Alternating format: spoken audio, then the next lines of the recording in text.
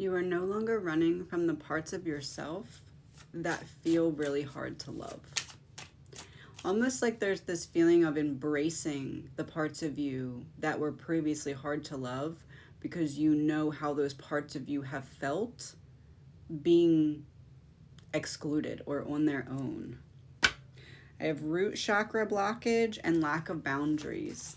In the past, there's a feeling of letting people take and take and take as you continue to give and give and give, and it left you dry. It left you depleted. It left you feeling uprooted in an unfamiliar place. And almost to survive, you had to run from the things that you didn't have the energy to face because you gave out your energy to everyone else that didn't deserve it, that didn't appreciate it, and that surely did not return it. And you had to stop running so hard in this feeling of self-depletion because you recognized that you weren't getting your cup refilled by anyone else, and that if it was going to be refilled, it was going to have to be you, which was going to require you to stop and turn around and embrace the pieces of yourself that were causing you to run in the first place. Almost like you felt like if you poured all of yourself into other people, that in the process, either someone would identify and help heal your wound, or in the process of you healing other people's, you would find a way to heal what was broken. But you first needed to identify what that was. And you turned around and you picked up all the shattered pieces and you recognized that you could build this back into something much more beautiful than it was originally. Imagine like a stained glass window, all the different colors and shapes and pieces put together. It could be a plain sheet of glass, but a stained glass window brings that uniqueness, brings the character into it, right? So what you went through developed your character.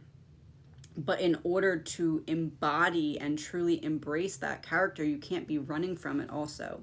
You have to turn around and face it. And I have the sun on the bottom of the deck here. There's a feeling of finally the light coming up over top of this mountain that you've been standing there waiting to climb, because it's not going to be easy to embody this version of yourself, but you're ready for it. So you've been waiting for the light to shine up over the mountain so you could find your way up, and that's finally happening. It's always darkest before the dawn. And again, look, she's in a position of receiving, okay? Her arm is out. She's like, come on, bring it. Let's go. I'm ready for this.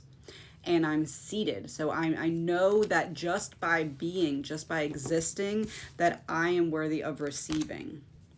You no longer have to be in this state of survival mode because of the manipulations of others. That cycle has come to a completion here.